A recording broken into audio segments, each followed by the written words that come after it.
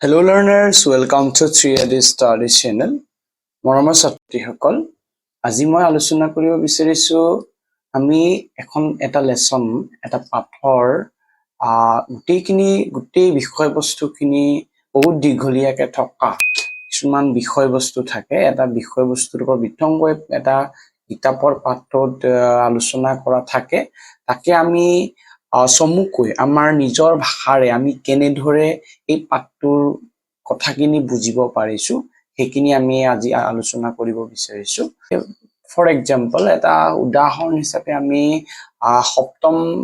সপ্তম শ্ৰেণীৰ সমাজ বিজ্ঞানৰ এটা পাঠ লৈছো প্ৰথমটো পাঠ ভূপৃষ্ঠৰ সময় গণনা সেই পাঠটোত আমি দেখিবলৈ পাইছো ইয়াত অক্ষৰেখা অক্ষাংকৰ বিষয়ে বিতংভাৱে আলোচনা কৰা হৈছে কিমানডাল অক্ষৰেখা আছে কোনটো অক্ষাংশ এটিটিউড কি হয় তাক জোখ মাক কেনেকৈ লৈ সেইখিনি আলোচনা কৰাৰ লগতে দ্ৰাঘিমা ৰেখাৰ দ্ৰাঘিমাংশৰ বিষয়ে আলোচনা কৰা হৈছে গুৰুবৃত্তৰ কথা আলোচনা কৰা হৈছে গুৰুবৃত্ত মানে কি গুৰুবৃত্তৰ বিপৰীত দ্ৰাঘিমাংশৰ বিপৰীত ৰেখা কেনেকৈ দ্ৰাঘিমাংশ বা দ্ৰাঘিমা ৰেখা বা দ্ৰাঘিমাংশ কেনেকৈ উলিয়াই লোৱা হয় সময় গণনা পদ্ধতি কেনেকুৱা ধৰণৰ হয় এই কথাখিনি বিতংভাৱে ইয়াত আলোচনা কৰা হৈছে বিভিন্ন উদাহৰণেৰে বিভিন্ন কথাৰে ইয়াত গোটেইখিনি কথা আমাক প্ৰয়োজন নাই যিখিনি কথা আমি জানিব লাগে সেইখিনি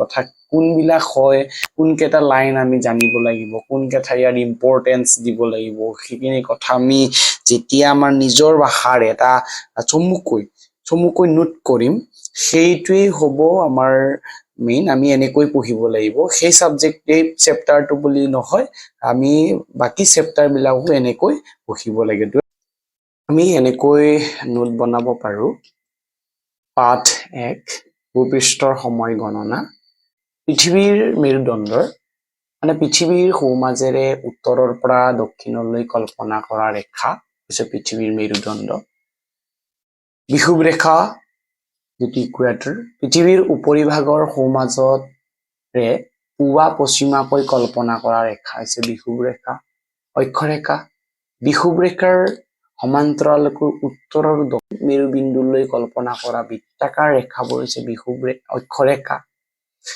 তাৰ ভিতৰত আছে সাব পইণ্ট অক্ষৰেখাৰ ৰেখা 180 ডাল কল্পনা কৰা হৈছে দুডাল ক্ৰমিক অক্ষৰেখাৰ মাজৰ দূৰত্ব গড়ে প্ৰায় 111 কিলোমিটাৰ অক্ষাংশ অক্ষৰেখাসমূহৰ মান বা জোখক অক্ষাংশ বুলি কোৱা হয় তাৰ সাব পইণ্ট 90 ডিগ্ৰী অক্ষাংশৰ অক্ষৰেখাই বিন্দুত পৰিণত হয়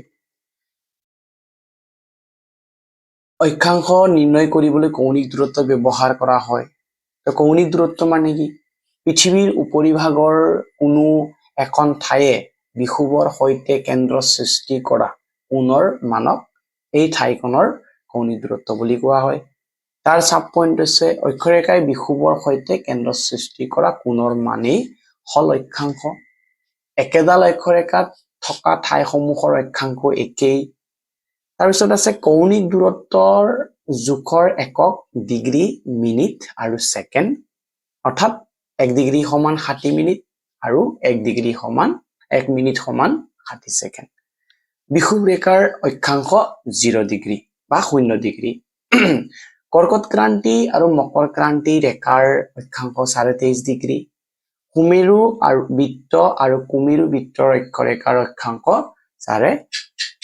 66 ডিগ্ৰী দ্ৰাঘিমা ৰেখা আৰু দ্ৰাঘিমাংশ ইয়াত আছে উত্তৰ মেৰু আৰু দক্ষিণ মেৰু বিন্দুৰ সংযোগ কৰি কল্পনা কৰা ৰেখাবোৰ হল দ্ৰাঘিমা ৰেখা বা মেৰিডিয়ান দ্ৰাঘিমা ৰেখা 360 ডাল যিকোনো দ্ৰাঘিমা ৰেখাই তাৰ বিপৰীত দিশত থকা দ্ৰাঘিমা ৰেখাৰে লগ লাগি সৃষ্টি কৰা পূৰ্ণবৃত্ত ৰেখাবোৰক গুৰুবৃত্ত বুলি কোৱা হয় বিষুৱ ৰেখাত বা 0 ডিগ্ৰী অক্ষাংশ দুডাল ক্ৰমিক দ্ৰাঘিমা ৰেখাৰ মাজৰ দূৰত্ব 111.32 কিলোমিটাৰ আৰু 90 ডিগ্ৰী অক্ষাংশ দুডাল ক্ৰমিক দ্ৰাঘিমা ৰেখাৰ মাজৰ দূৰত্ব 0 কিলোমিটাৰ প্ৰাথমিক দ্ৰাঘিমাৰেখাডাল লণ্ডন চহৰৰ গ্ৰীনিছ মান মন্দিৰৰ ওপৰেৰে কল্পনা কৰা হৈছে। বিষুৱ ৰেখাৰ ওপৰৰ প্ৰাথমিক দ্ৰাঘিমাৰেখাৰ পৰা যিকোনো স্থানৰ কৌণিক দূৰত্বই ঠাইখনৰ দ্ৰাঘিমাংশ। প্ৰাথমিক দ্ৰাঘিমাৰেখাৰ দ্ৰাঘিমাংশ 0 ডিগ্ৰী। দ্ৰাঘিমাৰেখাৰ অসায়ত সময় গণনা। ইয়াত আছে 1 ডিগ্ৰী দ্ৰাঘিমাংশ অতিক্ৰম কৰিবলৈ 4 মিনিট সময় লাগে, অৰ্থাৎ 15 ডিগ্ৰী দ্ৰাঘিমাংশ অতিক্ৰম কৰিবলৈ 60 মিনিট বা 1 ঘণ্টা সময় লাগে। অৰ্থাৎ সূৰ্যই এডাল দ্ৰাঘিমাৰেখাৰ অতিক্ৰম কৰাৰ সময় 1 ডিগ্ৰী সমান 4 মিনিট আৰু 15 ডিগ্ৰী সমান 60 মিনিট বা 1 ঘণ্টা। পূবত থকা ঠাই এখন পশ্চিমত থকা ঠাই এখনতকৈ আগতে ৰাতিপুৱা, দুপৰীয়া আৰু সন্ধিয়া হয়। মধ্যাহ্ন সূৰ্যৰ অৱস্থান চাই সময় গণনা কৰা হয়। মধ্যাহ্ন সূৰ্যৰ অৱস্থান চাই গণনা কৰা সময় হ'ল স্থানীয় সময়। প্ৰাথমিক দ্ৰাঘিমাৰেখাৰ স্থানীয় সময়ক গ্ৰীনিছ মান সময় বা GMT বুলি কোৱা হয়। বিভিন্ন ঠাইৰ স্থানীয় সময় নিৰ্ণয় কৰিবলৈ GMT বা গ্ৰীনিছ মিন টাইমৰ সহায় লোৱা হয়। মান সময় হ'ল এখন দেশৰ সোঁমাজেৰে পাৰ হৈ যোৱা দ্ৰাঘিমাৰেখাৰ স্থানীয় সময়ৰ ভিত্তিত সমগ্ৰ দেশখনৰ বাবে গণনা কৰা সময় হ'ল মান সময়। মান দ্ৰাঘিমাৰেখা মান সময় গণনা কৰিবলৈ ব্যৱহাৰ কৰা দ্ৰাঘিমাৰেখাডালেই হ'ল মান দ্ৰাঘিমাৰেখা। ভাৰতবৰ্ষৰ মান দ্ৰাঘিমাৰেখাডাল এলাহাবাদ চহৰৰ ওচৰত কল্পনা কৰা হৈছে আৰু ইয়াৰ দ্ৰাঘিমাংশ 82 ডিগ্ৰী বা 82 ডিগ্ৰী 30 মিনিট পূব। ISTৰ সম্পূৰ্ণ ৰূপ হ'ল ইণ্ডিয়ান ষ্টেণ্ডাৰ্ড টাইম। ক্ৰনমিটাৰ হ'ল পৃথিৱীৰ যিকোনো স্থানৰ পৰা গ্ৰীনিছ মান জানিবলৈ ব্যৱহাৰ কৰা হয়। ছেক্সটান হ'ল এখন ঠাইৰ স্থানীয় সময় নিৰ্ণয় কৰিব পৰা যন্ত্ৰ। GPS হ'ল গ্ল'বেল পজিচনিং চিষ্টেম, হ'ল এখন ঠাইত দ্ৰাঘিমাংশ আৰু অক্ষাংশ নিৰ্ণয় কৰা হয় GPSৰ দ্বাৰা। AM এন্টে মেৰিডিয়ান পূৰ্ব মধ্যাহ্ন, নিশা 12 বজাৰ পৰা দিনৰ 12 বজালৈ AM লিখা হয়। PM পষ্ট মেৰিডিয়ান উত্তৰ মধ্যাহ্ন, দুপৰীয়া 12 বজাৰ পৰা নিশা 12 বজালৈ PM লিখা হয়।